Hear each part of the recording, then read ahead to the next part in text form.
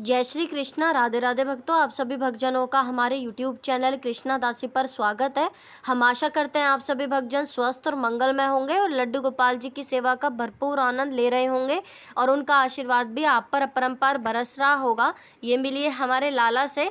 तो फ्रेंड्स, जैसे कि आप लोग जानते हैं कि अधिक मास में जो है हमें क्या करना चाहिए, क्या नहीं करना चाहिए, इसके ऊपर मैंने अलग से वीडियो बनाया है, आप मेरे चैनल पे जाकर देख सकते हैं। लेकिन अधिक मास में विशेष दान होता है, वो होता है मालपुए का। मालपुए का दान आपको देखिए किस प्रकार करना चाहिए, और इसको कहते हैं अपूप दान, यानी इसको अपूप दान भी कहा जाता है। और ये बहुत ही ज़्यादा विशेष दान जो है माना जाता है, तो ये दान करना बहुत ही ज़्यादा ज़रूरी होता है। सबसे पहले हम ये जानते हैं कि आपको मालपुए जो है बनाने कैसे हैं। देखिए, अलग अलग भाषा में अलग अलग नाम से जो है मालपुए को जाना जाता है। कहीं मालपूड़ा भी कहा जाता है, कहीं मालपुआ भी कहा जाता है, तो अपनी अपनी भाषा में अलग अलग नामों से प्रसिद्ध है जगहों पे।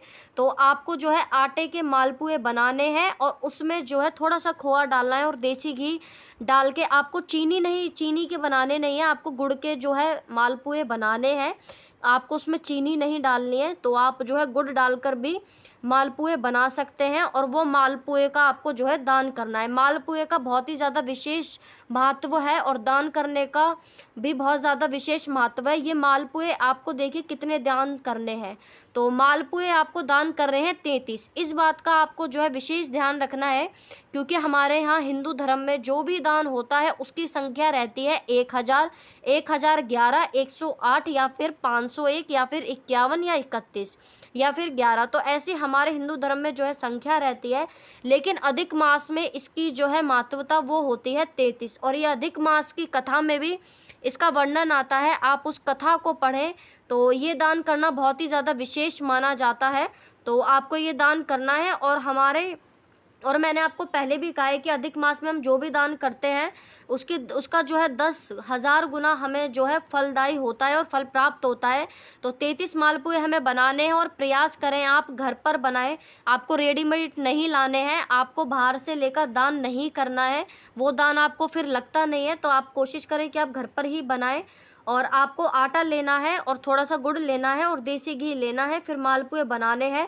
तो आपको फिर उसके बाद दान करना है। तो इसको हमें देखिए किस तरह से दान करना है, इसका हमें क्या फल प्राप्त होता है। तो देखिए, मालपुए जब हम दान करते हैं तो जो कथा में वर्णन आता है कि जो 33 मालपुए दान करता है, उसको जो मालपुए दान करता है अधिक मास में, तो ऐसे व्यक्ति को कभी भी नरक नहीं जाना पड़ता, और जो नरक का वास होता है वो उसे कभी भी नहीं मिलता। उसको जो स्वर्ग प्राप्त होता है, बैकुंठ की प्राप्ति होती है। यहाँ तक कि आपके लिए ही नहीं, यहाँ तक कि जो आपके पितृ होते हैं, अगर वो भी जो है कहीं नहीं है, उनको किसी कारण मुक्ति नहीं मिली है, तो उनको भी मोक्ष की प्राप्ति होती है। यानी नरक का द्वार तो आपके लिए होता ही नहीं है। तो नरक से आपको जो है मुक्ति मिलती है, पापों से मुक्ति मिलती है, और 33 मालपुए जो है आपको मुक्ति दिलाते हैं। तो इसका बहुत ज़्यादा विशेष महत्व माना गया है। तो मुक्ति मिलती है आपको, और 33 मालपुए इसलिए भी दान किए जाते हैं, कई बार किसी कारण हमसे कोई भगवत अपराध हो गया हो, तो 33 मालपुए दान करने से हमें उसके पाप से मुक्ति मिलती है। कई बार हमें जो किसी सूतक पातक में हमसे कोई खाना या हमने कोई अशुद्ध चीज़ खाई हो, तो जो भगवत राह में व्यक्ति होते हैं उससे भी हमें उसके पाप से मुक्ति मिलती है। कई बार हमसे जो है ब्राह्मण का अपराध हो जाता है, या किसी हरि के भक्त का अपराध हो जाता है, तो हमें उससे भी मुक्ति मिलती है। जो 33 मालपुए होते हैं वो हमें मुक्ति दिलाते हैं। तो जो ये हम 33 मालपुए दान करते हैं, उससे हमारे पुत्र पौत्र इन सबको सुख की प्राप्ति होती है। हमें हमारे जो पौत्र का सुख प्राप्त होता है, और उनको सुख की प्राप्ति होती है। हर तरह से कलह कलेश का नाश होता है, दरिद्रता का नाश होता है। और 33 मालपुए आपको कब दान करने हैं? देखिए, अगर आपने अधिक मास का अगर आप व्रत करते हैं, तो फिर तो आप जो है अधिक मास का उद्यापन करें, करने के बाद ही आप उसका उद्यापन करने के बाद उन मालपुए को 33 मालपुए का दान करें। मान लीजिए आपने व्रत नहीं रखा है, तो आप जो है एकादशी पर या फिर पूर्णमासी पर जो है इसका दान कर सकते हैं। तो देखिए, आपको दान ये करने किस प्रकार है। एक आपको थाल लेना है, थाल लेके पहले ठाकुर जी को जो है लड्डू गोपाल जी को विराजमान करना है। चाहे आप नारायण भगवान का विग्रह ले लीजिए, कृष्ण भगवान का विग्रह ले लीजिए, या फिर राम भगवान जी का विग्रह ले लीजिए, फिर आपको विराजमान जो है उनको करना है। और देखिए फिर आपको, क्योंकि स्वरूप तो एक ही होते हैं, भगवान नारायण, राम जी और हमारे ये कृष्ण जी यानी लड्डू गोपाल जी जो कृष्ण का बाल स्वरूप है, तो रूप तो ये एक ही है। तो उनका आपको स्नान करना है। स्नान, श्रृंगार, पूजा इत्यादि करने के बाद, थाल लेने के बाद उनके आगे आपको उनको विराजमान करना है।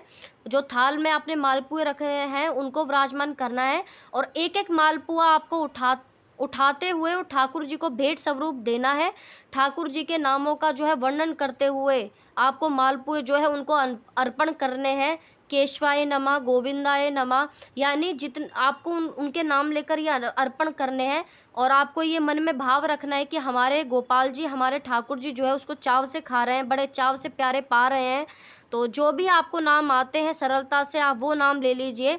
आपको जो भी आते हैं, तो ठाकुर जी के 33 नाम लेने हैं आपको, और एक एक करके उनको मालपुआ जो है अर्पण करना है। तो इस तरह से आपको जो है करना है। बाद में मालपुए को आपको किसी जो है ब्राह्मण को, और आप चाहें तो जो गणेश कलश होता है उस पे कलश बनाकर उसके ऊपर जो है 33 मालपुए रखकर और गुड़ की डली रखकर आप किसी भी ब्राह्मण को भेंट दे सकते हैं, और थोड़ी सी दक्षिणा देकर उनका आशीर्वाद प्राप्त कर सकते हैं। तो इस तरह से आपको दान करना है, बहुत ज़्यादा दान करना ज़रूरी होता है। तो आपको पता लग गया होगा कि हमें मालपुए जो है किस प्रकार से दान करने हैं। तो आशा करती हूँ आपको ये छोटी सी जानकारी अच्छी लगी होगी। अगर आपको ये वीडियो अच्छा लगा हो तो इसको लाइक करना, शेयर करना, सब्सक्राइब करना ना भूलें। हरे कृष्णा, राधे राधे।